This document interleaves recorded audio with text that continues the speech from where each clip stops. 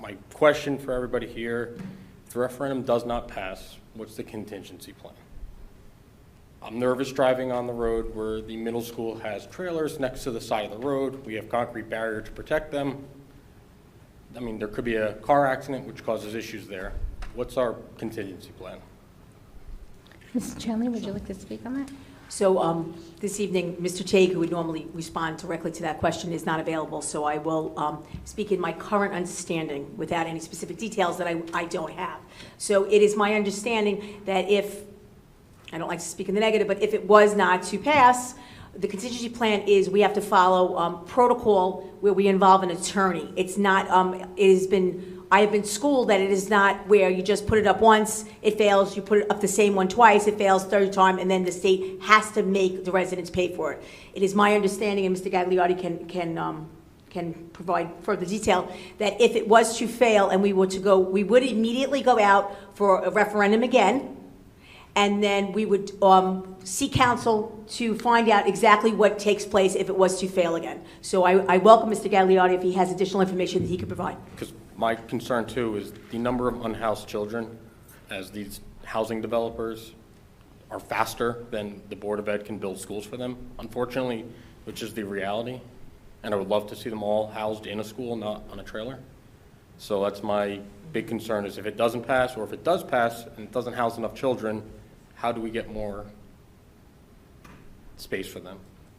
Well, the one comment I would make, I wouldn't have an answer to that, to be honest, but the one comment I will make is when we look at unhoused students, we can only project at the 5 years. Correct. So but they're also not looking, when they do the unhoused, the projections, they're not looking at current approved plans but not yet built. We are, a demographer's report must guide the Board of Education's decisions, and then my recommendations, then we vote on the decisions. We can't go any further than that, so that's really the only comment I have to that. But I believe Mr. Gagliotti can provide you some additional information regarding if we have a failed referendum.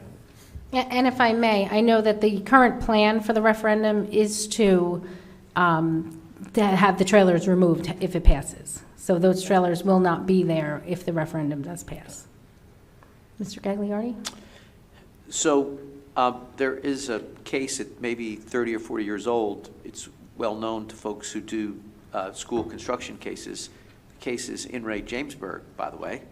And it stands for the proposition the Commissioner of Education can compel the raising of funds for capital projects if the community's failure to adopt them creates the situation you're describing, which is where you have a large number of students and you can't safely educate them in the facilities you have. So it's rarely used. It's one the district can invoke if it needs to, but I agree with the superintendent that the immediate plan, if the first swipe at this failed, would be to try again. But the Department of Education, the state of New Jersey, will not let you go years and years without having sufficient facilities to house your children. So it's sort of ripcord you can pull if you need to. There have been times since that case where it has been pulled successfully, but it's nobody's plan A. It can't be a plan A. It's only after the community fails to provide the facilities that the children are entitled to under the Constitution. And when it's in that litigation, what's the duration? Are we talking months or are we talking years? Right now, things take even longer at the Department of Education than they used to, and it wasn't swift before. So it's difficult for me, as that agency and other agencies recover from COVID, to answer that question. It's not weeks, that's for sure. It would take a while, and it would depend in part on whether or not there was active opposition.